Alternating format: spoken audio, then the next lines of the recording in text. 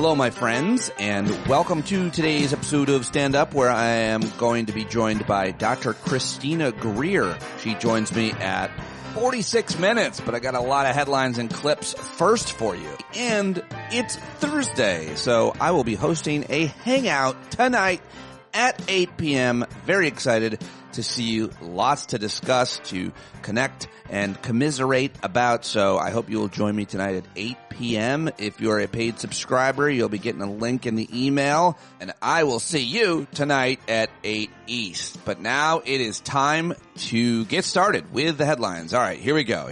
Get ready. There's a lot. And brace yourself because, it's the news and the headlines are tough. But we got to get through it together. So I'm glad that you're here. First, it is a pretty big deal that the Mad King of ours put out another, well, you could call it a Muslim ban. Not every country that he has on this list are Muslim countries, but he banned citizens of 12 countries from entering the U.S. Trump signed a proclamation yesterday suspending travel to the U.S. for citizens from 12 countries.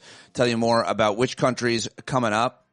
Ban is set to take effect on Monday at midnight in a video released by the White House Wednesday night. Our Mad King said that on his first day in office, he directed the Secretary of State to perform a security review of high-risk regions to make travel restriction recommendations. Of course, the policy mirrors a similar travel ban announced in January 2017, 1 week into Trump's first term, which banned travel from 7 Muslim-majority countries. The policy, while largely criticized, was ultimately upheld by the Supreme Court in 2018. The ban was later ended by President Joe Biden in 2021. I guess the sad thing is last year, a whole bunch of activists and lawyers showed up at airports all over in ports of entry all over the country. And this year, not so much. We've got a lot of other things going on, and we've seen this before, and it's heart-wrenching and ridiculous, but completely expected. Democratic lawmakers voiced opposition to the ban on social media, including Adam Schiff, Senator of California, and Senator Ed Markey of Massachusetts, who posted, make no mistake, Trump's travel ban will not make America safer. We cannot continue to allow the Trump administration to write bigotry and hatred into U.S. immigration policy. The new policy applies to foreigners from the named countries who are outside the United States who lack visas to enter starting Monday, June 9th. Also yesterday, a judge halted the deportation of the Egyptian family of the Boulder firebombing suspect. A federal judge yesterday ordered the government to immediately halt deportation proceedings against the family to ensure the protection of the family's constitutional rights. The judge granted a request from the wife and 5 children who are Egyptian to block their deportation. U.S. immigration officials took the family into custody on Tuesday. The man, 45 years old, had been charged with a federal hate crime and state counts of attempted murder in Sunday's attack. It's just a horrible thing there, but just another consequence is that this madman did this knowing, maybe not knowing, actually, that his own family would be punished, but I'm not sure that he had a care in the world other than whatever he thought his mission was. The attorney who represented the family said efforts to deport him should not happen in a democracy. The punishment of a 4-year-old child for something their parent allegedly did, who also has a presumption of innocence, is something that should outrage Americans regardless of their citizenship status. Yesterday, Elon Musk continued to declare war on Trump's big, beautiful bill, and I guess he launched like 44 posts or something talking about it. But I mean, this dude is serious and pissed. He tweeted to his 180 million followers with a message that could have come straight out of Quentin Tarantino's trailer, and then he had this image, "Kill the bill." He wrote, "Call your senator, call your congressman. Bankrupting America is not okay. Kill the bill." Attached was a Photoshop poster of the Kill Bill movie with Trump's face clumsily plastered over David Carradine's, and the bill clutched like a samurai scroll of doom, is how one website describes it. So yeah, he's calling it a disgusting abomination and begging people to call their senators to kill the bill. It's pretty wild what we're seeing happening, the rejection of this big, bad, beautiful bill after they worked so hard to pass it out of the House and put it all together. Yesterday, our Mad King also signed an executive order trying to investigate former President Joe Biden and his aides, stoking conspiracy theories about Biden and questions about his actions in office. He pushed to restrict Harvard's international students from entering the U.S., announced that they would be pulling $4 billion in funding for California's high-speed rail. We'll see what happens with that. And what else do I have here for you? The United States vetoed a UN resolution demanding an immediate Gaza ceasefire. So America stood in the way of peace in Gaza. I mean, that's a pretty big deal, and something that we're not hearing nearly enough about because of many of the other headlines that I mentioned. Apparently yesterday, Trump talked to Vladimir Putin, and if he's got a plan to resolve Russia's war in Ukraine, we're all ears. Where is it? But he said yesterday that the Russian president told him Moscow would retaliate against Ukraine's major drone attack over the weekend, casting doubt that a peace deal to end the war could come anytime soon. In a related story, the Russian military will likely surpass 1 million casualties in its war on Ukraine this summer, according to one of the world's leading think tanks, reflecting the staggering human toll of President Vladimir Putin's assault on the neighbor. I thought about that for a while when I read it the first time yesterday. Also in Gaza, roads leading to Gaza's aid distribution centers will be considered, quote, combat zones. As of yesterday, the Israeli military warned shortly after a controversial organization tasked the running of sites announced they would close for the day. Just the news just keeps getting worse coming out of the region. Really heartbreaking. Apparently, Columbia University's appeasement strategy didn't work. The Trump administration said yesterday that it has notified the accreditor for the Columbia University that the school violated Title VI, threatening the university's accreditation status by saying it no longer appears to meet the commission's accreditation standards. So much for kissing the ring, Columbia University. It backfired, or it just didn't work.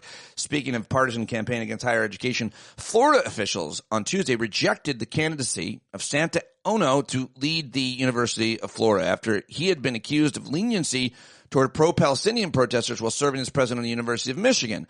The University of Florida's board unanimously approved Dr. Ono last week, but the state's Board of Governors, which oversees the sprawling state university system of Florida, voted against him 10-6. How about that? Another significant loss at the CDC, majorly important pediatric infectious disease expert whose name I cannot pronounce, resigned on Tuesday as co-leader of a working group that advises outside experts on COVID-19 vaccines and is leaving the agency. The doctor said in an email to work group colleagues that her decision to step down was based on the belief she is no longer able to help the most vulnerable members of the U.S. population. Ooh, that seems bad. The U.S. State Department has moved $250 million to the Department of Homeland Security for voluntary deportations by migrants without legal status, an unprecedented repurposing of funds that had been used to aid refugees uprooted by war and natural disasters. So they took money from USAID, doing the most important good stuff that America can, to do the terrible stuff and pay people to deport.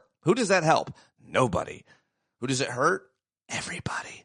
Well, Justice Department is dropping a lawsuit that it had filed against White House trade advisor Peter Navarro in a case where she was accused of using an unofficial email account for government work and wrongfully retaining presidential records during the first Trump administration. That's shocking. And this, a Florida weatherman stopped his show midair to sound the alarm about a looming national disaster, one that's entirely man-made. As the country prepares for the next hurricane season, Miami newscaster John Morales issued an ominous warning about how the steep federal government cuts are impacting meteorologists' ability to predict and track threats. And I'll bring you the audio of that in a moment. But before I bring you the audio of that and anything else, I've got to share with you the most important story according to our friend Kevin Richberg of Slate Hill Edible Forests. And we really are going to try to do this. I think we're going to try to do this every day because Kevin certainly thinks it matters. And I love Kevin and we love him. So here it is. Today's top story, every day's top story, gets our clips started from our friend Kevin Richberg at Slate Hill Edible Forest Farm in upstate New York. The only story that matters is that President Trump is obviously and entirely mentally unfit to be president. He just screamed through social media that the auto pen is the biggest political scandal in all of American history. The auto pen, a machine that replicates a person's signature that Trump himself uses, is somehow America's greatest historical sin. The only story that matters is that Trump is categorically unfit to hold any office of any kind, let alone that of the presidency. There you go. Top story every day. And thank you very much, Kevin. Kevin will be hosting us at his farm September 5th through 7th. For details on that, head over to any show post between now and then. For subscribers, you'll see all the details. We hope to see you there. All right, now let's go to that audio I mentioned. It's John Morales, the Florida weatherman, who drew a lot of attention yesterday when he did this. On this, since 8 o'clock this morning on social media, and there is a lot of anxiety out there because you don't see it turning, right? When is it going to turn? John, it's not turning. It's coming straight to us. It's going to turn, all right? The turn was never forecast to be on Sunday. The turn isn't even on Monday morning. The turn will come Monday afternoon, Monday evening, into Tuesday. Remember that? That was about 6 years ago. That was Hurricane Dorian, as it was absolutely devastating the northwest Bahamas as a Category 5, sat over that region for 2 days. It was headed straight west. Lots of people in Florida were concerned the hurricane was heading here. And as you've grown accustomed to my presentations over my 34 years in South Florida newscasts, confidently, I went on TV and I told you, it's going to turn. You don't need to worry. It is going to turn.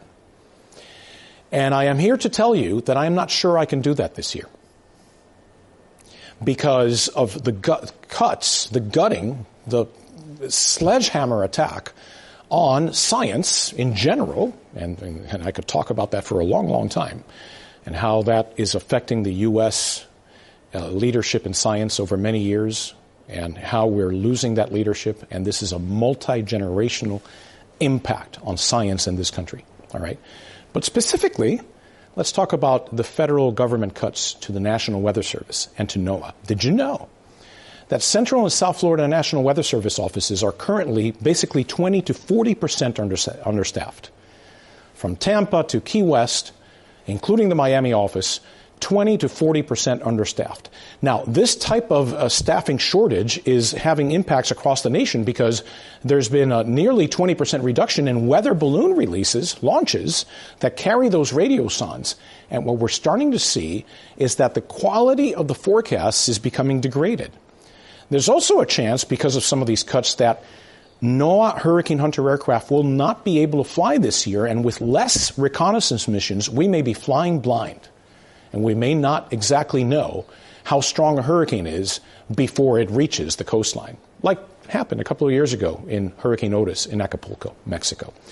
So I was asked to talk about this today. I'm glad I was. I just want you to know that what you need to do is call your representatives and make sure that these cuts are stopped. Back to you. And remember, the NBC. Wow, that was great. That was ballsy. That was important. And it was terrifying. John Morales is the guy's name. I gave him a follow over on Blue Sky, and everybody else should support anybody who takes a stance like that, because he will now be terminated and his family will be deported and dropped into the eye of a hurricane. How do you like that, John? Shouldn't have done that. Shouldn't have said anything. That was really important and really good. So there you go. But also deeply, deeply concerning. All right, what do I have for you next here? This is Jen Psaki on MSNBC last night. I guess I could have picked just about anybody to read this opening, this headline, but this is how I believe she opened her show, or at least one of her segments last night on MSNBC.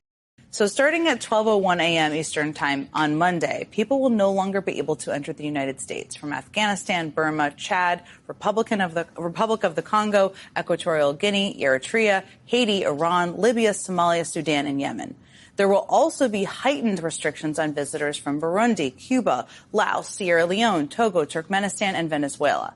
The first time Trump instituted a travel ban just a week into his first term, his reasonings were incredibly clear. I mean, the nations he banned had predominantly Muslim populations. On the campaign trail just the year before, Trump called for a, quote, total and complete shutdown of Muslims entering the United States. Trump's own advisors referred to the travel ban as a Muslim ban. That first travel ban was blocked by the courts in a week's time.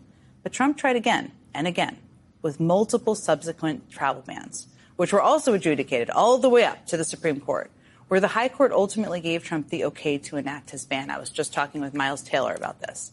Now we find ourselves here again. Trump has once again banned travel from a long list of countries.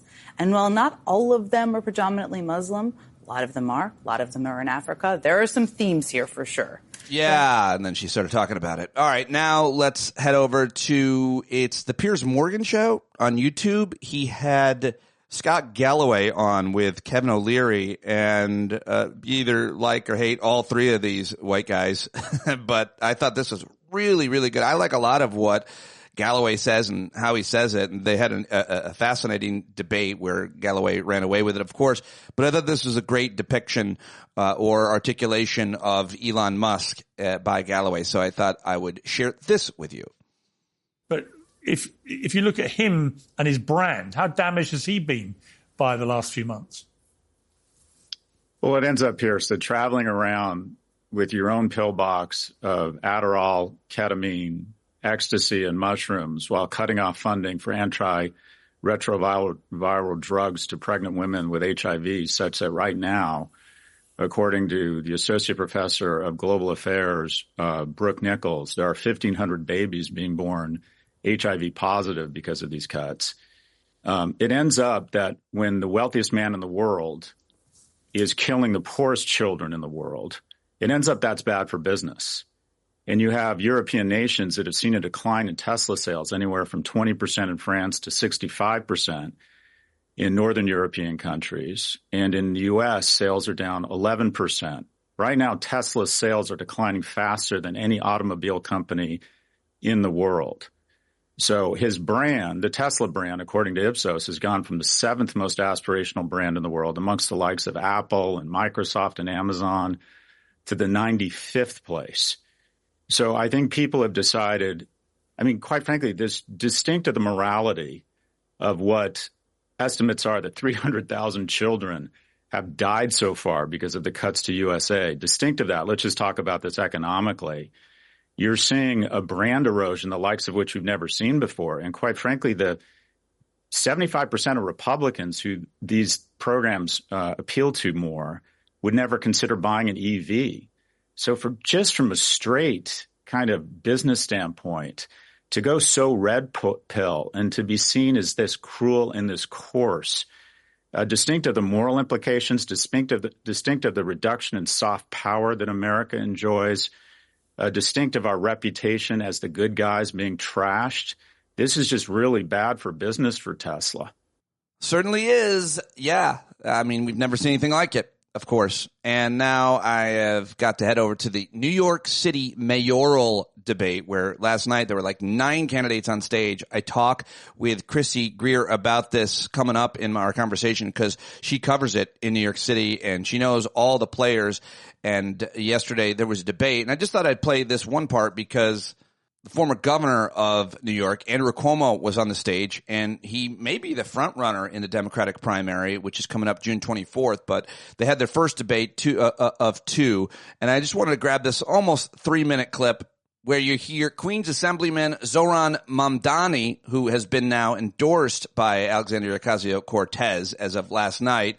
I think getting the best of Andrew Cuomo in this clip, but you can decide for yourself. Mr. Mamdani, you have said that Mr. Trump's Department of Justice can't be trusted, and that was after the news broke of Mr. Cuomo's alleged reported DOJ investigation. First, quickly, just a yes or no answer. Do you think that President Trump is unfairly targeting Mr. Cuomo?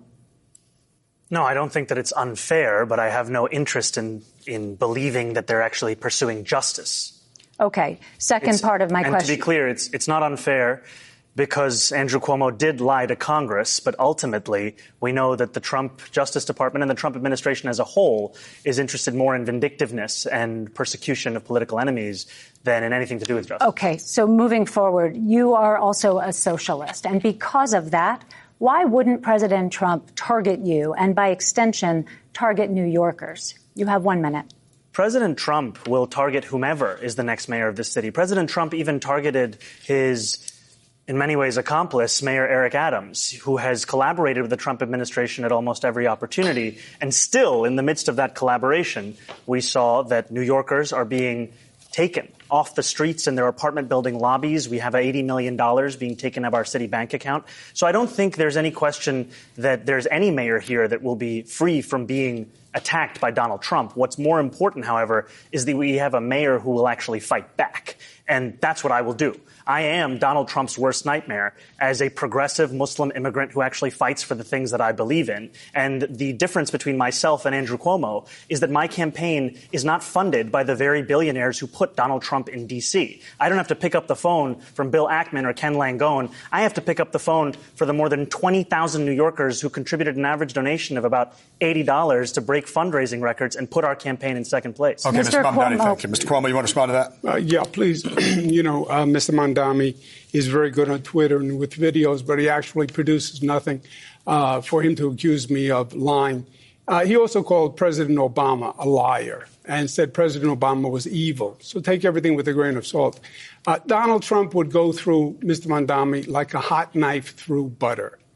He's been in government 27 minutes. He passed 3 bills. That's all he's done. He has no experience with Washington, no experience in New York City. He would be Trump's delight. All right. Brief response, Mr. Mamdani, then we have to move on. Look, it's true that I don't have experience with corrupt Trump billionaires who are funding my campaign. I don't have experience with party politics and insider consultants. I do have experience, however, with winning $450 million in debt relief for thousands of working-class taxi drivers and actually delivering it to the working-class people. Thank you, Mr. Mamdani.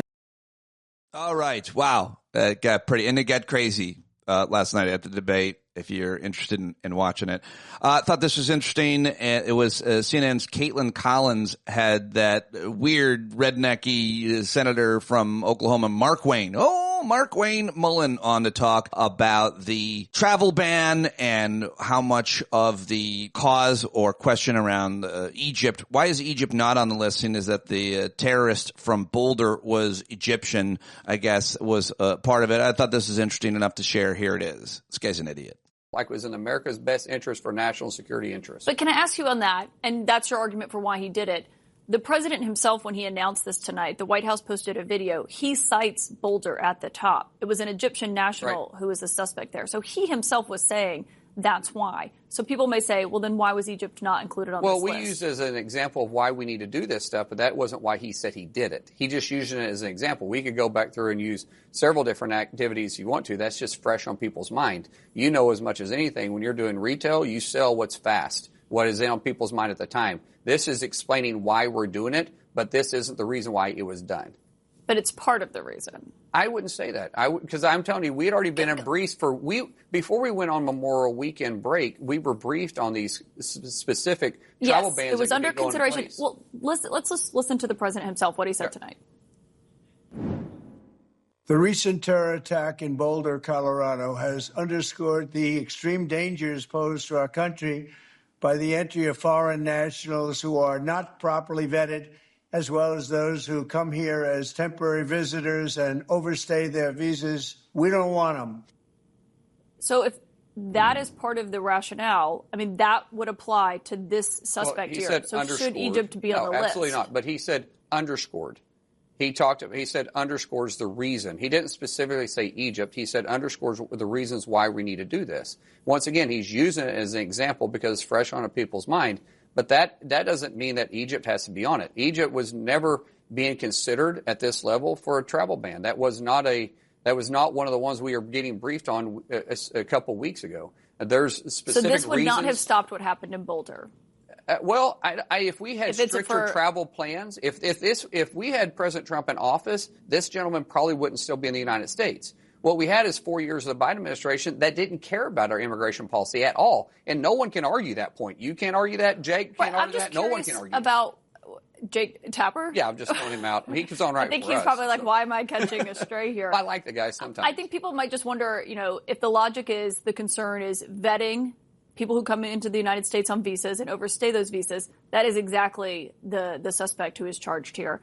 All right, now we've got Representative Daniel Goldman, Democrat of New York, on MSNBC yesterday, talking about how Donald Trump is investigating his predecessor, Joe Biden. Well, I got a lot of questions as to what Donald Trump is directing the Department of Justice to do, including what Donald Trump determines himself to be unconstitutional when he is violating due process clause, the emoluments clause, and the Department of Justice is doing nothing as he is engaging in brazen, open corruption with foreign countries and crypto firms.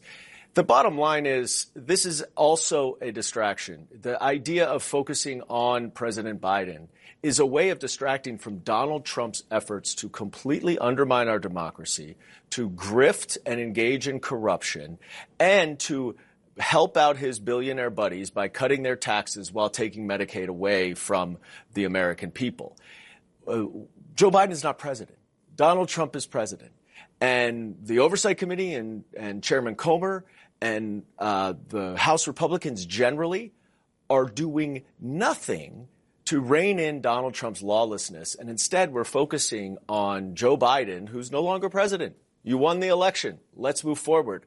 But if we're going to move forward, do it lawfully and don't try to bring us back to Joe Biden. All right. Well, here's a little bit more from Daniel Goldman, who was also on CNN last night with Caitlin Collins, who asked him this. The other executive action that President Trump took tonight, banning travel from these 12 nations, restricting it partially from 7 others. What is your reaction to that move from the White House tonight? I mean, it's pretty consistent with what his quote-unquote immigration policy is, which is just essentially to keep anyone who's not white out of the country.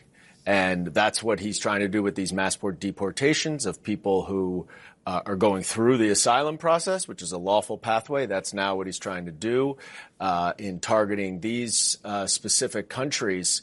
And so it's a combination of this effort to push forward with this great replacement theory, as well as just to distract from what's really going on, which is a revolt against his terrible reconciliation bill that cuts taxes for billionaires and increases our deficit by $2.5 trillion.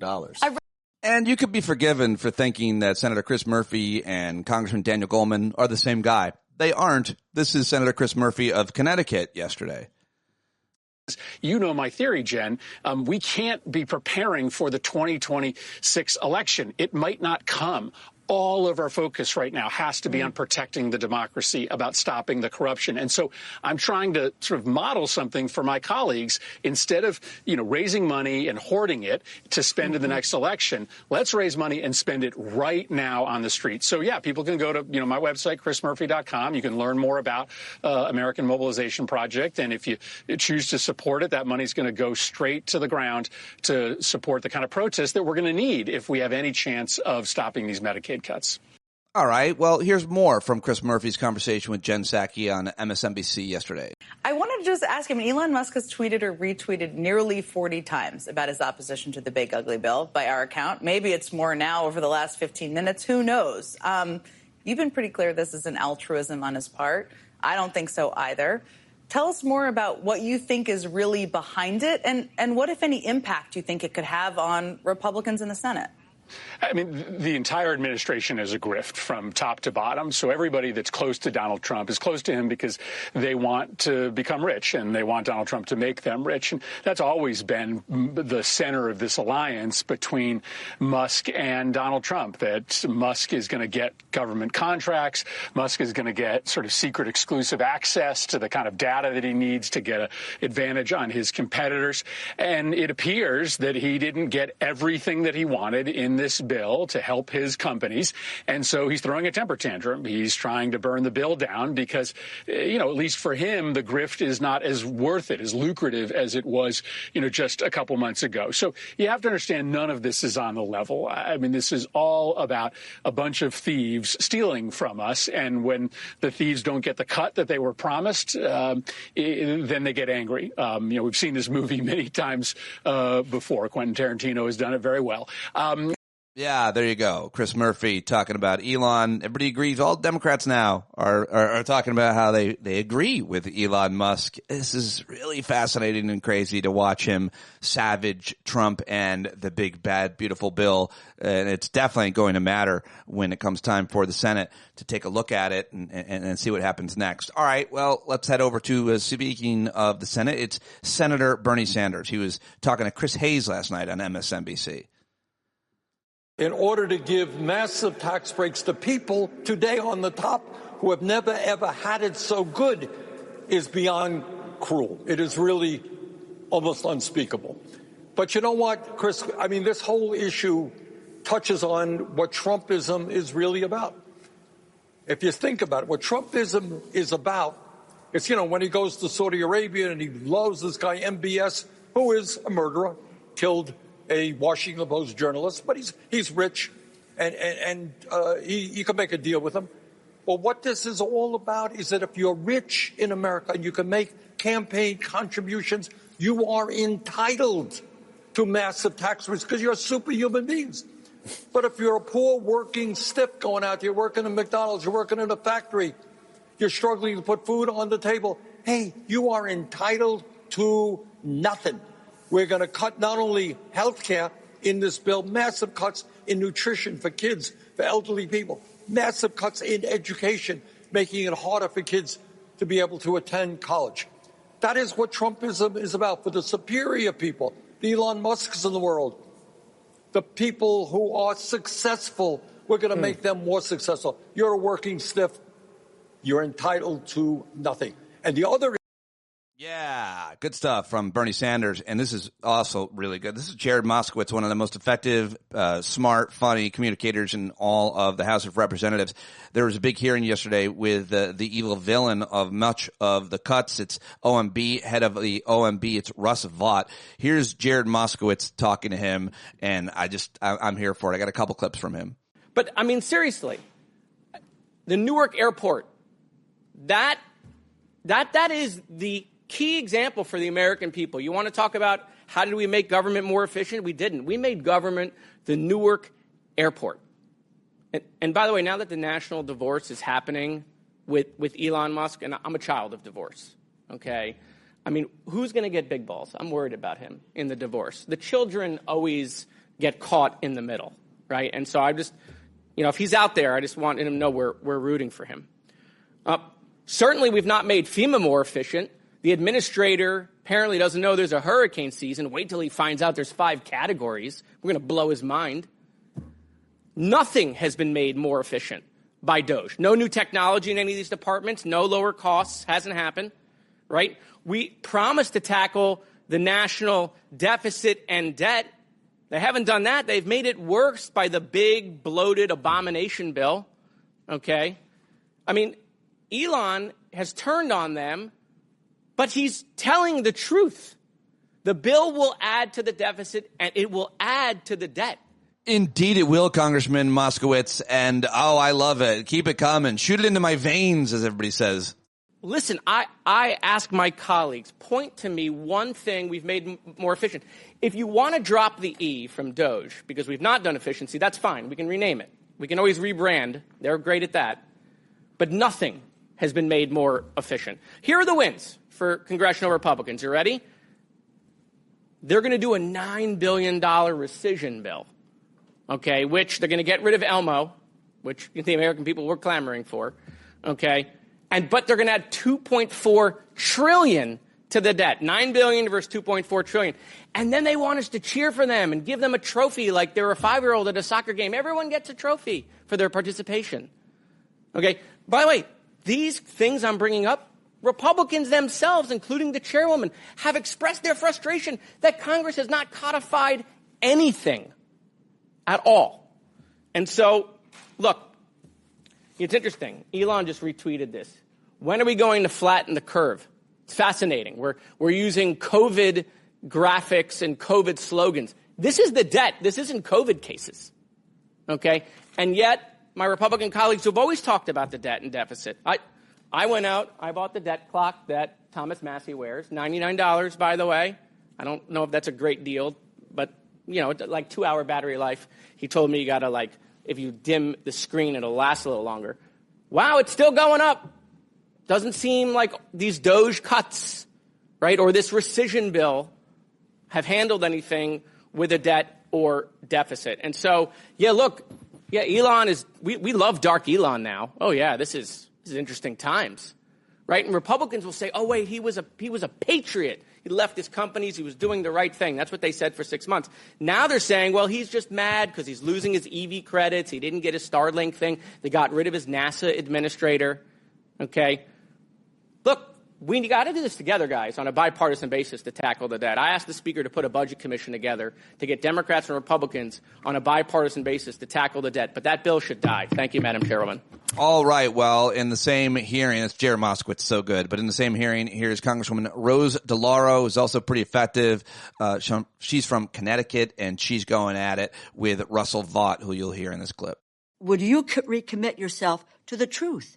Engaging with this committee, the American people, and the American people based on the respect for history as it actually has occurred. We haven't impounded any money. We're under programmatic review of federal dollars across the You have nation. impounded money. $425 billion. We don't know where that number came frozen. from other than I'll you, tell you, Congresswoman. look at the tracker. You know, we're following it very closely. And I would just say this. If people don't really want to appropriate and hold on to the power of the purse, then my suggestion is find another committee to sit on. Our responsibility is to make sure that we maintain that power of the purse and that what we say has got to be congressionally spent needs to be. And you do have a premise that in that bill, in the Empowerment Control Act, that allows you to come up with a rescission package. But what is at stake is the illegality of what you have done with impounding and stealing funds from the American public and the unbelievable consequences it will have on their lives and their families' lives. Congressman, there's nothing. The chair now recognizes Ms. Hinson. Thank you. All right. Well, there you go. Those are all the news clips outside of the comedy that I've got for you. And I think I got 3 clips. Yeah. Let's start with Jimmy Kimmel on Jimmy Kimmel Live on ABC. He had just made a joke about Caroline Leavitt, Trump's spokeswoman, being asked by Fox News' Peter Doocy how angry Trump is going to be about Elon Musk's savage attacks. Here it is. I love that the question is, how angry is the president going to be? Is it going to be Chernobyl or Vesuvius? Is it just going to be regular mad or extra crispy? Either way, she's very good at pretending grandpa is a sane individual. Somehow Trump has managed to restrain himself and not lash out at Elon Musk, probably for about 288 million reasons, but it's only a matter of time. Trump spent the day doing productive work. He signed more in a series of important executive orders. Sir, the purpose of this executive order is for the beautification of our national monuments, specifically to augment the breasts on the Statue of Liberty. You said that right now Lady Liberty is, quote, a 5, and you felt that other countries are laughing at the size of the statue's bosom. So this order allocates money meant for veteran housing to provide the Statue of Liberty with a 13-ton boob job. He did a very good job, didn't he? How many people here could have done that? I don't. Yeah, he had me fooled. Have you fooled? Probably even more on the audio than you did if you were watching it. That was a bit that didn't actually. But you would believe it if it did. All right, now let's go to Seth Meyers, this is a good clip just because it has embedded in it some news clips that create context for us. Seth Meyers on The Late Show on NBC yesterday. Remember Elon Musk over here, rich guy, weird face, dresses like a hungover Dracula? Well, until recently, he very humbly and gracefully served our country doing hard work no one else was willing or able to do, like teaching a 78-year-old boy how to drive a car or waving a chainsaw about while screaming the word chainsaw. Chainsaw! or accidentally firing a bunch of people, then begging them to come back. DOJ has made some high-profile mistakes. Last night, the Department of Agriculture admitted it's trying to get back some key workers who were accidentally fired, veterinarians and animal health technicians working to prevent the spread of bird flu. We've seen experts in nuclear weapons fired, then rehired. We've seen people at the Veterans Crisis Line fired, then rehired. We've seen people investigating pandemics, infectious diseases, fired, then rehired. Elon Musk said that as a part of the DOJ cuts, they accidentally fired the group of people that were watching for Ebola. We will make mistakes. We won't be perfect. One of the things we accidentally canceled very briefly was Ebola, Ebola prevention. I think we all want Ebola prevention. You know, I used to think so, but now I'm like, bring it on, you know? At this point, the only thing 2025 is missing is a full-on Ebola pandemic. I mean, who doesn't miss pandemic Trump giving a daily press briefing where he tries to MacGruber the cure to a deadly disease? Give me a bottle of bleach, some orange pills, and a ballpoint pen. Also, how do you accidentally cancel something as crucial as the federal government's Ebola prevention program? I can't even cancel my own cable package without talking to 9 different people, providing 3 forms of ID, and waiting 6 months for the next billing cycle to end. Yeah, all right. Had to end it there. But now I want to play for you from The Daily Show. It is Michael Costa with a great bit. Washington is a lot like high school, and not just because all the politicians are trying to date high schoolers. It's also because when a friendship ends, it explodes. And right now, we are drenched in the fallout. Breaking news, war of words between Elon Musk and the GOP lawmakers. This comes after the tech mogul is speaking out again on the president's sprawling spending bill. He says, I'm sorry, but I just can't stand it anymore. This massive, outrageous, pork-filled congressional spending bill is a disgusting abomination. Jesus Christ, you can't just call this bill a pork-filled abomination. That's reserved for the new TGI Fridays appetizer. $9.99 for a whole fried pig? I'm there. Woo! But this rift between Musk and Trump presents an incredible opportunity for Democrats to go on the attack. Hit him with everything you got. Let's go, Dems. I hear something happened while we were at lunch, which led me to make some news here today and say something I didn't think was imaginable. I agree with Elon Musk. God, that is so lame. Man, I feel so inspired when I hear Chuck Schumer. I just want to hit the streets and then keep walking and go a little farther until eventually I come to a body of water and then, give up on democracy. Nice try, Chuck Schumer. Any other Democrat want to take a shot? Breaking news, Elon Musk and I agree with each other. Yeah, Schumer already did that. That's the first rule they teach you in comedy college. A joke always gets funnier when you have to repeat it. And that's the first rule they teach you in comedy college. A joke always gets funnier when you have to repeat it.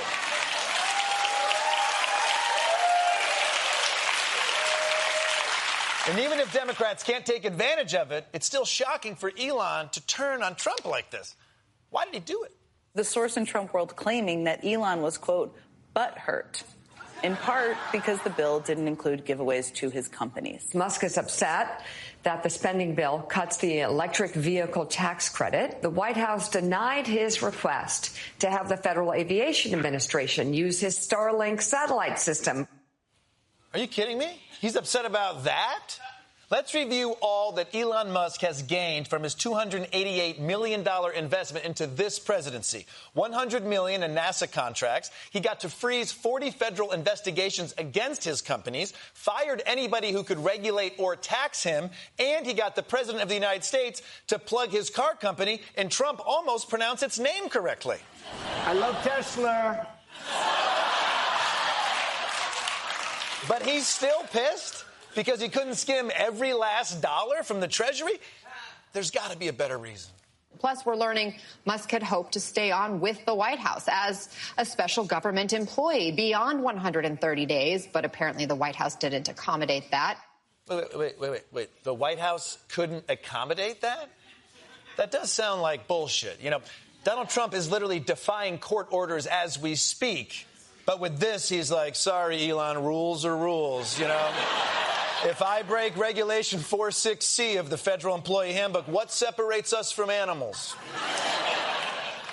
Yeah, very good. Yeah, that's it. That's all I've got for you today. And the news segment, your headlines, your clips. It's a lot of work to put together. I get up real early every morning to finish it up for you, and I hope that you appreciate it. But even if you didn't, maybe you just skipped to jump to the interview. I'm very happy to have you here because Dr. Christina Greer is here with us now, and she is always awesome. Of course, she is a political science professor, a PhD. She's now at Fordham University. She is an author of 2 books. She is a host of many podcasts. She is a commentator, a sought-after commentator on cable news panels and live events where smart people gather and want answers to important questions. And she happens to be a really close friend of mine. I always love talking to her. We have great conversations. You should definitely follow her if you're not on all of the social media. She stopped by our Hangouts before, and hopefully everybody knows. But if you don't, go follow Christina Greer. Support all of her work. You can find her on Twitter and Instagram and Facebook. Listen to FAQ NYC and In the Thick Show. And let's do it right now with Christina Greer, who joined me yesterday live on YouTube. You can watch this interview at youtube.com/standupwithpete. And, of course, Lisbon, you have good friends in Lisbon. What are you hearing in your travels as of recent? Do you hear anybody talking about America? They're just like, what are you guys doing? Yikes. That's just like you all look. Do you like say we're making it healthy again? Have you ever thought about that? We're eating burgers and fries. Maha. No, it's just, listen, I think I'm, as an American politics professor, I'm explaining to them, it's like the reality of America, like we've read it in books. Like, it's never been this perfect place. It's never been this welcoming and equitable place. Yeah. We just export that reputation. But now we're seeing, full stop, who we really are and have been. And I was like, not everyone's terrible, but let's be clear. We're being governed by some of the cruelest people we've seen in a very long time. And they're like, yeah, why are they like, who wants an unhealthy, uneducated, unemployed populace? It's like, and they're like, and why are people voting for it? It's like, why are people signing up to make everyone else's lives, including their own, terrible? One of the big questions I want to ask you is how we are to frame this current form of white supremacy. The country's always been, I think most people watching, hopefully they understand the history of this country and race, and we don't have to really, but recap it. But where are we now in that it's 2025 and all of these whites in the federal government are doing everything they can in the most overt ways to erase history and create and roll back everything from the civil rights era and then create current classrooms that teach a different present, past, and future without regard for. Yeah, and that's just all the overt, like the constant, like they're thinking about taking Harriet Tubman's name off a naval vessel, and they're attacking. And Harvey Milk. They're attacking. And Frederick Douglass. Much worse than that. People don't know about this. I'm sure you have thoughts on it.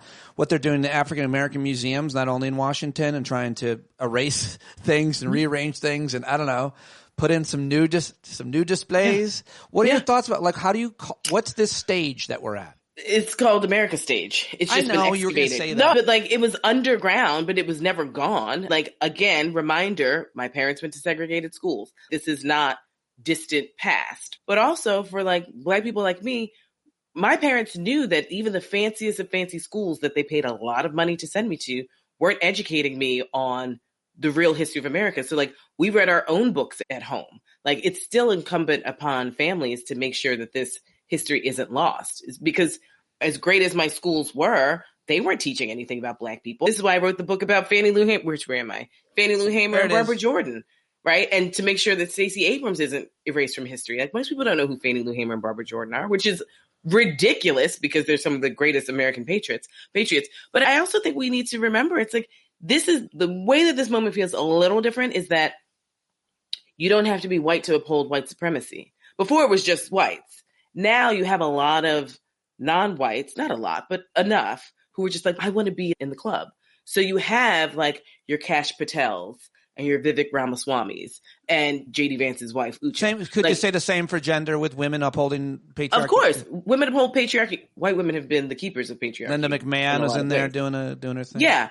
So it's like now you have to watch your back in a lot of different ways because you have people who want this proximity to power. And so they're willing to do things to other people. And this is where Donald Trump made that slight inroads with African Americans. Not huge. Black men are still the second greatest keepers of democracy in the Democratic Party, only behind Black women. And everybody else is a distant third, fourth, fifth, sixth. He made slight inroads because for people who feel like they're party captured, like trapped in one party and they want to have some sort of diversity, it's like for some people who are falling on hard times, it is an attractive message to say, it's like, you would have had that job if it weren't for this new immigrant, which is it's ridiculous. So you would have had that job if the government didn't just cancel all these jobs to give themselves more tax breaks, to pay for all their things. But like you can start to frame it in those particular ways. You can put your name on a check that is from the government that Joe Biden gave you, that everyone else is giving you in the past. But if you give the president his crayon and magic markers and he puts his name on it, then you think that it's him specifically and his policies. The thing that I can't understand, Pete, and I'm still talking to all my smart political science friends, Joe Biden rescued the economy in a lot of ways, which is what Democrats do. Democratic presidents come in and pull us out of the crevasse that Republicans have put us in economically because they give tax breaks to the rich. So the Democrats have to come in and rebuild the social safety net and pull it out. And then Republicans get back in power and tank it again. Literally, economic models show that straight up. In our lifetime with Clinton, then certainly in Obama and Biden. All of it. Yeah. Reagan, you name it. But here's the thing. I'm like, Donald Trump, you could have just held on to Joe Biden's successes and just put your name on it like you love to do and just been like, it's mine. I did it. And your followers would have believed that.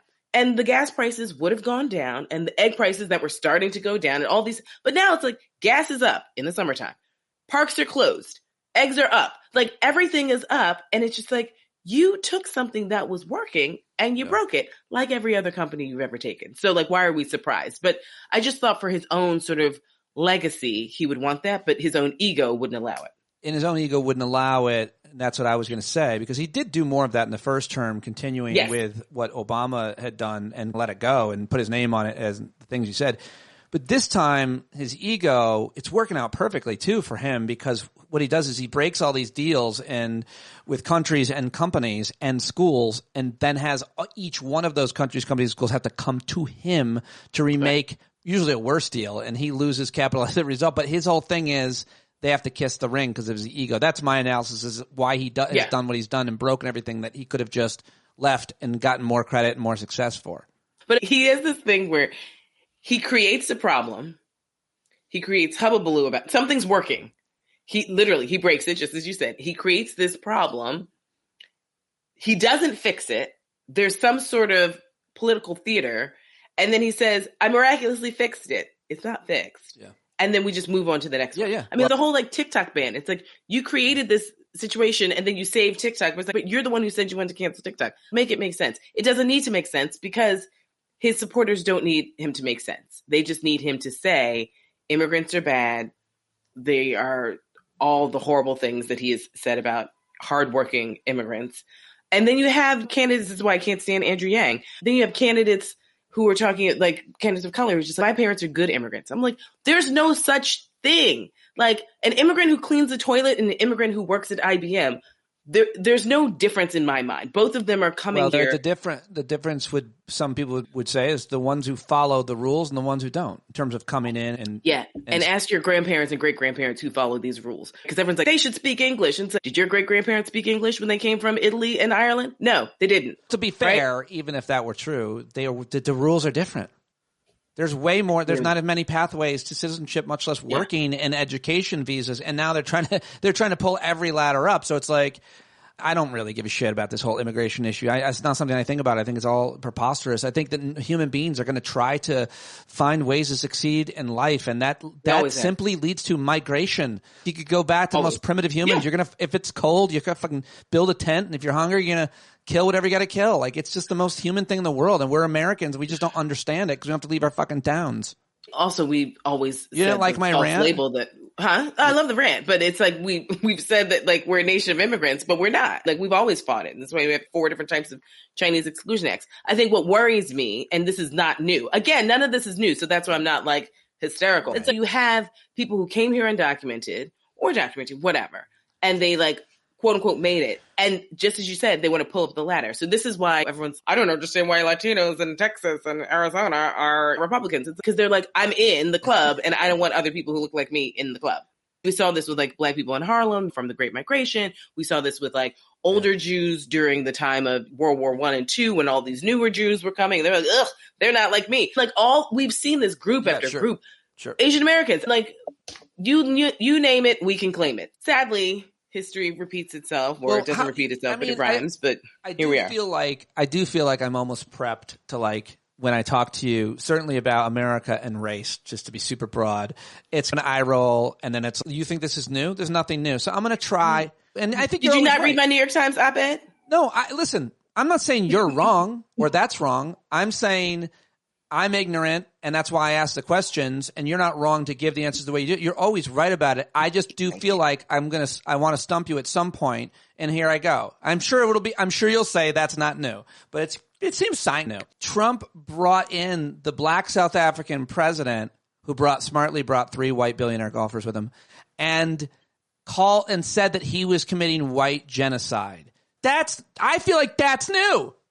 No, it's not. White people have always been paranoid about white genocide, even during the time of slavery. No, not the white genocide thing. That's not new. It's new that the president is using the phrase overtly and bringing it in and claiming it's a thing where it's not. That's not new. But his whole campaign has been essentially implicitly and explicitly that like all these immigrants are creating a white genocide in our society. That's why they're raping our women. And we have all this miscegenation, as he would, if he knew the word, he'd use that. Yeah. But like the undercurrent is there are not enough white people in this country. And it's because the great replacement theory that they all believe in, these white South Africans, that he surrounds himself with. And they believe that it's like white people are under attack. And that's why we have to protect ourselves. This is why we have to ban abortion. So like white women can make sure that they have access. They don't have access to it. They don't care about everybody else. It's like white women have to be able to produce kids. This is why they want that trad wife nonsense. This is why they're going to start paying women to have more and more kids. They're not going to pay black women and Latino women.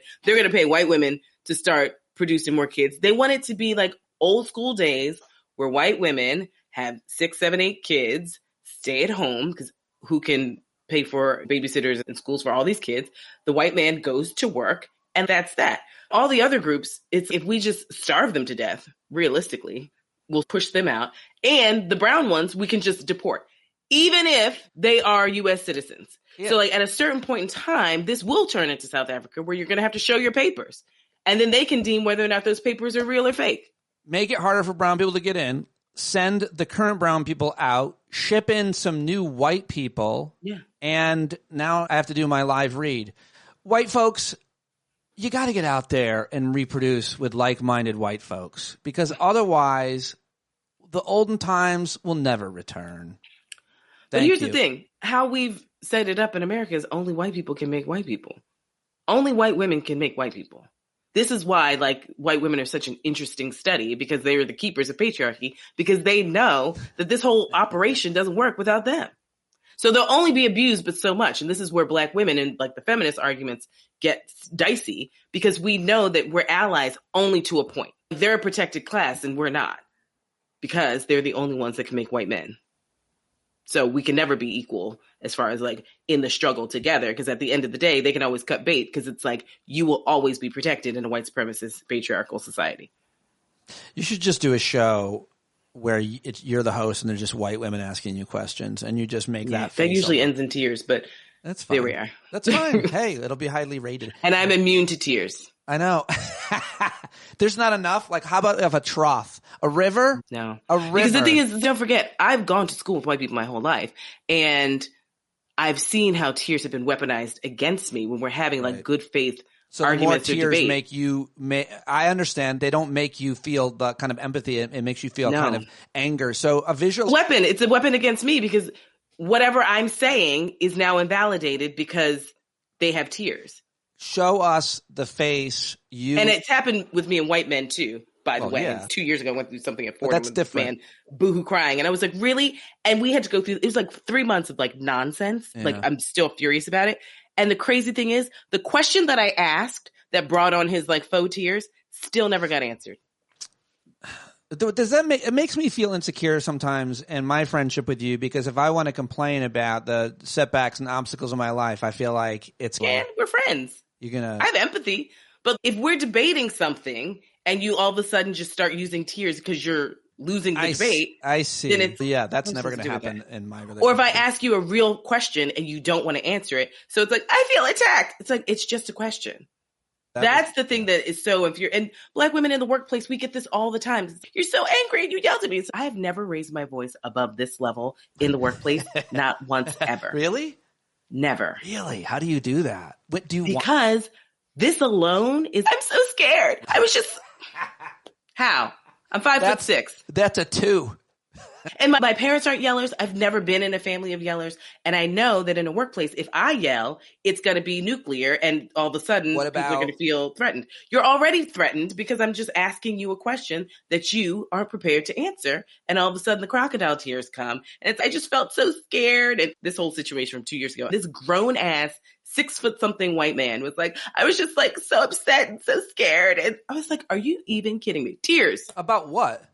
I asked a process question in a committee meeting that he should have known the answer to, and he didn't. And all of a sudden it was like, I demand an apology and blah, blah, blah, blah, blah. And I was like, you're not going to get it. 1 and 2. But like all these other sort of white folks initially jumped on the bandwagon to support him. And then a lot of other people jumped on the bandwagon to support me. And we all resigned from this committee en masse. Oh, wow. I never heard And of I was like, and the crazy thing is he kicked it up the food chain. So it turns into a whole thing. But the crazy thing is, after like months, this is like back and forth. And I was like, the wild thing is the original question that I asked still hasn't been answered, because we had to go through all of his emotions and his tears and how he felt threatened and everything else. But never once have we still addressed the question of what is the process question that I asked. I was like, so I'm just going to put that out there. Still haven't talked about it. So this is why when I say I'm immune to tears, it's because they're used to not actually deal with the thing that is actually upsetting me. Now, had I carried on in a meeting, I'd be unprofessional. It's another good point. It makes tremendous amount of sense. I just wasn't thinking of it that way because I don't think that way, which is why you're here to help enlighten the thinking. And it also helps me to try to be a good actor in the future. And not only with women or around race, but around anything, to not use my own kind of emotions to steer towards my point, or to gain upper ground, or to make someone else feel, because I'm prone to do that. I've done that. And that's gross. That's a bad behavior. Show us the facial expression you give. Say there's a river. Get ready. There's a river of white lady tears going by. Look at it. The face. There it is. You turned your head at least. You're watching it go. All right. Let's get I can watch all the people drown in it too. Oh, wow. That seemed like an unnecessary punctuation. That's the way I feel so far. Like, I'm just so tired of it. Yeah. Like, that's the thing that I feel like a lot of white people don't understand. The level of exhaustion to live in this is why I'm always leaving this country. The level of exhaustion I have to deal with to be like a high functioning professional Black person. Yeah. And the crazy thing is, you talk to Black people who work at McDonald's, they have to go through the same nonsense. So it's like, just to exist in this country as a Black person, dealing with white nonsense. Like, there's that meme that I think I've sent you before. It's like days without white nonsense, 0. Yeah. It's like, it is. And that doesn't mean that I don't love white people, that I don't have dear white friends. That doesn't mean that I am like Black only. I can't exist in this country that way. But I have a lot of white friends that I have hard conversations with that I've known since middle school, where I'm like, you all, like, you get it, but you don't get it. It's like the level of exhaustion to deal with a constant onslaught of just either cluelessness, warranted or not, conscious or subconscious, maliciousness, which is oftentimes very explicit, the passive aggressive, the microaggressive, like the macro aggressive. Like, what about good Lord? What about how do you label or identify with, let's say you had a fine day where you didn't feel like anything happened to you as a result of race or gender, and I'm sure you have plenty of days like that, right? A little bit? There are days where you just ignore it. Okay, it just doesn't bother you. So there's not maybe something overt or something. Let's say it happens all day, every day. Either way, the question I'm asking still remains. When you see it happen to someone else, that's a moment without rest as well. That's also exhausting. Yes. So even my point is, even if you were in the woods all day and you saw no humans and you had no screens, okay, that's the case study. And then you turned on the internet and you looked at your phone and you saw something happening to somebody else. What's that called? It's like a secondary, but it's still it's like secondhand smoke. It's still harmful. Because it triggers you to think about all the other times that something's similar. But listen, you and I love nature, right? Let's even take it to nature. I'm walking in Central Park. It's, oh, this is gorgeous. Oh, because you kicked out all the black people to build this park. I can't think about that. I won't even be able to enjoy the park. Oh, I love these birds. Oh, racist Audubon named them, but he wanted to uphold slavery, even if he was low-key black. That's the word on the curb. So it's even the names of birds are racist. So it's just, I can't, you have to just shut it off. Because, I go to the Brooklyn Botanic Garden, which is like one of my favorite places, but they're like fighting with these rich developers who are trying to gentrify the community. And they want to create this building that's going to cast a shadow on half of the Botanic Garden in the park, which is just going to harm the trees and the birds and everything else. And it's like, right, capitalism. This is what Bell Hooks tells us. White supremacy, anti-black racism, patriarchy, and capitalism. That's what this country is all about. And if we don't recognize that, then we're not recognizing what this country is all about. Yep. So you have to shut it off because it's like, in my lovely apartment that I adore, but it's like, I'm a black gentrifier. Like, I get it. And I just have to you kicked out all these black people. And some people would say, Chrissy, this neighborhood used to be white. It was like, and when blacks tried to move in, that's when all the whites fled. So it is cyclic, but it was like a welcoming, like, oh, we lived in community. It's no, too many of y'all came, and that's how it becomes a black neighborhood. And then whites decide, oh, we want it. And so then y'all got to go. And then here we are. So that's all good. A really important reminder in terms of what we're watching, certainly for white folks, obviously, predominantly, play out in the country. It's an important perspective to remind us where we've always been, which is always an awesome part of talking to you. Before I let you go, you mentioned living in New York City. You are a major player in New York City politics. Everybody wants to know what you think. They want your approval, your endorsement. You want them to write it. They want you to write about them, talk about them. They have to kiss the Chrissy ring, one of many. You give me this landscape right now. The mayoral race in New York City, I think, is one that the nation does watch. It's very high profile. I'm not sure how much people care about it. Obviously, I do. But the idea that Andrew Cuomo could be the mayor is pretty upsetting idea. Yeah, it is. And considering he's running a coronation and not a campaign and won't answer any questions. Tonight is the first time he's actually talking to voters because we have a debate this evening, Wednesday, June 4th. But Andrew Cuomo has essentially just said, I don't have to say anything. And so he's on I call it the less is more tour, because the more he talks, the more we realize, I don't even know if you know about New York City. I think he knows a lot about New York State, but I don't think he knows about New York City. He hasn't lived in the city in 3 decades or more. And there's a lot of nuance and minutia that actually wasn't part of his gubernatorial stint. So I'm highly offended that he actually isn't campaigning. I'm highly disappointed that black electeds are lining up behind him. He hasn't promised anything. He hasn't said anything. But a lot of people don't want to be the last ones to the party, especially with someone he's very similar to Donald Trump. He's very vindictive. My biggest fear of Andrew Cuomo is that he and Donald Trump have obviously known each other for about 40 years or so. They've had highs and lows, especially when Andrew Cuomo was governor and essentially was like the voice of the nation in sanity, saying, hey, don't drink bleach. And he was giving his daily briefings and people really respected it, leaving the nursing home scandal aside. But my fear, honestly, is that he will use Tish James as the sort of focal point where he and Donald Trump will come together in their mutual hatred of this black woman. And I think that's how they'll team up to try and destroy her life. And so that worries me immensely. We have a lot of candidates, a lot of quantity, varying levels of quality. It looks like nine candidates? 9 people, which, and some of them have not gotten matching funds, yet they're still on the stage. And I understand the small d democratic process, but we're less than a month away from Election day is June 24th for the Democratic primary. Early voting starts June 10th. Do some of these people need to be on the stage? I don't think so. Like, they're great public servants, but like you haven't connected with voters. You're polling in beneath 3%, beneath 2%. Why are you on the stage? I feel like we should just actually focus on the people who have at least shown that they're connecting with voters. Zohran Mamdani is a fantastic campaigner. I think he's like a new generation. He gives AOC, Barack Obama vibes, really great at connecting with people. He's part of the DSA, which I don't support. I don't like the way they talk to or at Black people, the Democratic Socialists of America. I don't like the way they descend on Black communities and tell Black people how they should be voting and what they should care about. I don't like their tone. I think some of their policies are fine. I don't like the tone of it. And so I don't support him because, and I've told him this to his face, I don't support him because I don't support them. I think a lot of his policies are interesting and innovative and new.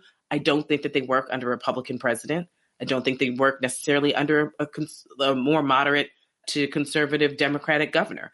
The mayoral budget is $115 billion, I think it is. But realistically, the wiggle room for what the mayor can actually spend himself or herself is like 3 to 5%. Everything else is spoken for. Everything else is accounted for. So you don't actually have a lot of money to like do a lot of things. And I'm sure he can move money around. But when you start getting into the nitty gritty of the details, I think it gets a little shaky for me. The comptrollers is like boring. We have a former comptroller in Scott Stringer and a current comptroller, Brad Lander. Brad Lander, at least for me, when I've moderated mayoral debates, he talks a lot about moving around the money. If Trump penalizes us this way, we move the money here. If the governor could be Kathy Hochul in 2026 reelected, could not be, right? Elise Stefanik's looking around, Lawler's looking around.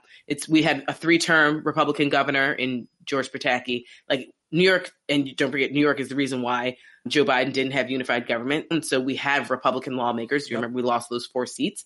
So we're a very purple state, and it is not a given that we will have a Democratic governor. And so if that's not the case, like, what does New York do? Because we rely so much on Albany for our fiscal vitality. What does that mean? And so we've got a lot of folks on that stage, and I think Andrew Cuomo is very happy about that because out of 9 people, he speaks a little. It's going to be a lot of people attacking him, but a lot of voters are like, I don't care if you're attacking Andrew Cuomo. What are you going to do for me? And I think sadly, a lot of them are going to waste time saying, remember when Andrew Cuomo did this and remember that. And he has 11 women who, accuse him of sexual misconduct in some 11, ranging from minor instances to what I would argue are much more major. So let's just say you take away 6, you still got 5. So it's problematic, but that doesn't seem to be resonating with voters at all. That's crazy to me. Sadly, the Me Too movement seems some people care, some people really don't. Some people think a bully can fight a bully. Adrienne Adams is a lovely, great public servant, but got in super late at the behest of her bestie, Tish James. And so I think had she gotten in months and months earlier, she could have connected with voters. She just got matching funds last week. So we'll just start seeing her message in a more broad scale. She's the city council speaker, a Black woman. Yeah. And so don't forget, the speaker of city council is elected speaker by their colleagues. Oh. So they're 51 city council members. So she's not citywide elected. Brad Lander is the comptroller, citywide elected. Scott Stringer was citywide elected. Adrienne Adams is a city council member elected by her peers. And that's always a strategic move. And she's been able to wrangle a very diverse group of people because we have super progressives and more conservatives in the city council. But that was a vote of 51 people, not of however many 3 million in the city. So there's a big debate tonight. There's another one June 12th. Primary day is June 24th. Early voting starts June 14th. And is there a Republican primary or a slate of candidates that were even? Curtis Lee was the Republican nominee. He's the red beret guy that walks around as like guardian angel. Yeah. And listen, don't say never because Eric Adams is running on an independent line, as is Andrew Cuomo. So even if Andrew Cuomo does not win the Democratic primary, he's still on the ballot in November. And so there's some people who hate Andrew Cuomo. There's some people who hate Eric Adams. It's going to be a low turnout election because people are dissatisfied with their choices. And so listen, it is a far-fetched idea, but let's be clear. The Republican nominee always gets about 30% no matter what, just because there's some people who are always going to vote for the Republican no matter what. There's a lawyer named Jim Lawson. I forgot his name. We interviewed him. He's a very well-respected lawyer. I don't think he knows much or anything about governance, and his temper runs hot. Some people might just vote for him because they don't like any of the other guys, right? November is actually going to be a really fascinating race because Andrew Cuomo will definitely be in it. Eric Adams is definitely in it. Curtis Lewa is definitely in it. And the Democratic nominee, if it's Andrew Cuomo, he'll just be on 2 lines. But if it's not Andrew Cuomo, let's just say it's Mamdani, we're going to have a choice between someone who's super progressive and then everything in between all the way over to the right. Oh, wow. So well explained. Really fascinating. Very important. How many people, millions of people now in New York? 10 million? On the books, we say 8.5. I think it's more like 9. But the voting eligible population, I think, is about like 3 million. And we barely get 1 million showing up. I always learn a lot. I really appreciate you stopping by and joining us. And hopefully anytime. We'll do it again really soon. Do you want to say anything about Elon Musk or anybody? No. You familiar with him? The march of the incompetence is just wild. It's like the baby billionaire, I call him. The baby billionaire. So we're just fine with people being high on ketamine and making decisions about our government and like stealing all of our information. Okay. It's we definitely lived forever, I feel like, in a political culture, at least, that if you found out someone did drugs, it could ruin their career, even like weed. But now we're like watching them be high, like watching them tripping, and then we're okay with it. I think if you're the richest man in the world, you could probably you could kill a dog, and certain people will be like, it's fine. You can be high as a kite in the Oval Office. Yeah. I just always, just so we know how not post-racial we are. It's like, just imagine non-white people doing any of these things. You can't. Imagine a black person being like this the whole time, and like, hey, imagine a black man having 3 wives and 5 children by 3 different women. Yeah. Imagine a black woman's mother writing a horrible letter about his character, Pete Hegseth. Imagine if you'd seen a black woman's naked body in her modeling pictures, and then she becomes first lady. I'd be fine with that. Wait, what are we but talking I mean, about? it's just like, that really, okay. But she's the most respectable. And listen, I'm not naked shaming. Sure, show your body. But let's be clear. Let's not call Michelle Obama Barack Obama's baby mama, and they've been married and have 2 kids, when I've seen the other first lady naked. Yeah. Like, it's not the same. But hey, I love playing the imagine if. We could do this for another 2 hours. Imagine if Barack Obama gave speeches that were just like word salads. Imagine if Barack Obama or anyone ever tweeted that the last president died and was replaced by a droid. Or on Memorial Day, you call people scum, and you just wake up with like hate-filled tweets. There's the best. Like, aren't you a grandpa? Don't you want to spend time with your grandkids? The best imagine if happened this morning. I feel like it was the most obvious imagine if ever. I read this morning that there's a new presidential portrait for Trump. Scowl. And but it's the first time ever since Truman that the presidential portrait didn't have the American flag in it. Imagine if you got a $400 million plane from the Saudis. Imagine if. Do you know how long it would take us to dismantle this plane to make sure that there are no bugs in this plane?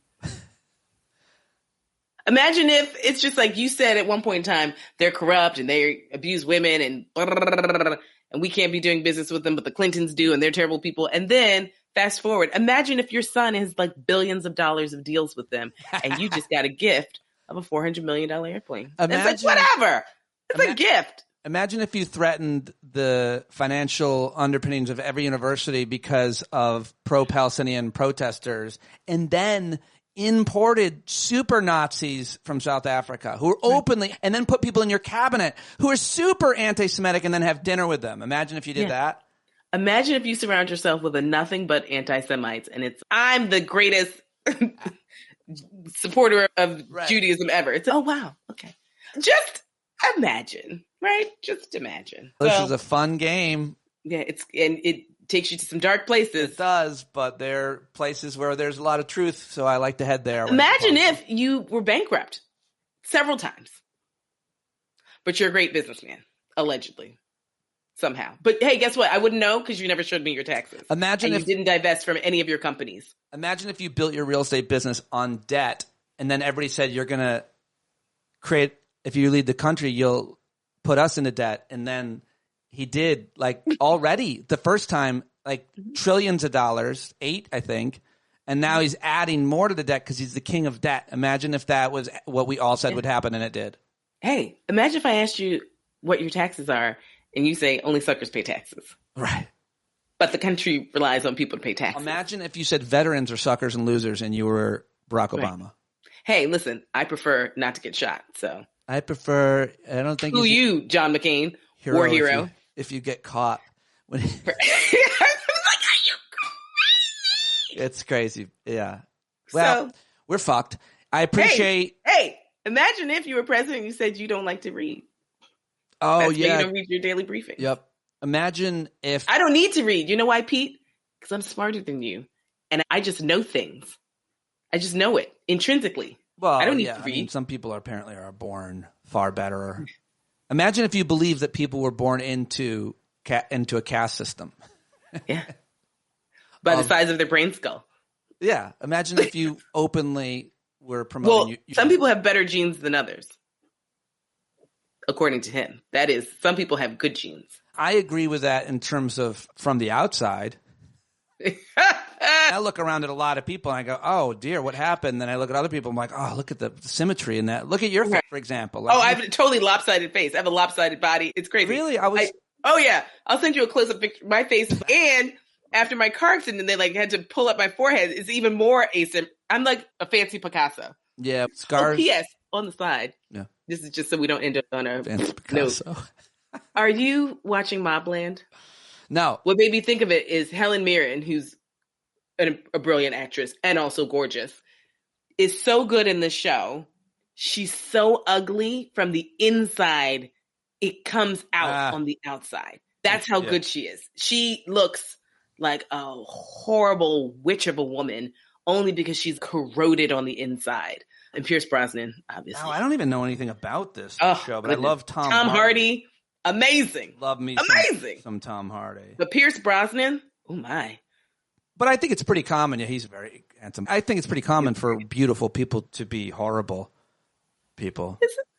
Yeah, I don't know, because it's like, for me, I actually assume it. No, but for me, I think I have like goggles in the sense that if you're a good person, you look more attractive to me, and if you're not, then you're not.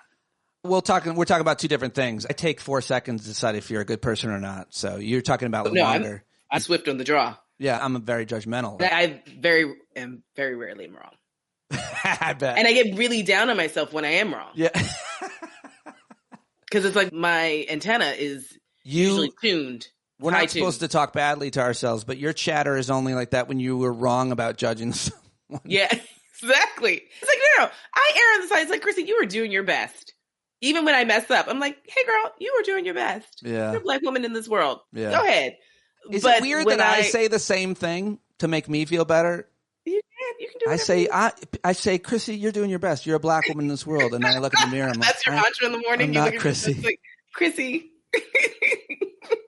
Dear Chrissy. It sets me up for an amazing day usually, though. Listen, I have an attitude of gratitude. And the world is on fire. But at the same time, the world is made up of tiny little bricks and little decisions by individuals. And I think that there are more really good people than bad people in this world.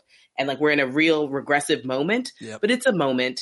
And we just like, for those of us who aren't in the middle of the storm, we have to stay focused and we have to stay organized and we have to stay in communication with one another so we can actually help other people who are in the midst of it and be as generous of spirit and intellect as we can. And then we get out of it. But like, we can't all be like chickens without a head. Then that's how we stay in this frenzy. Yeah. Great reminder, great point, and great place to end. Thank you so much, as always. I'm ending the live stream. Don't go.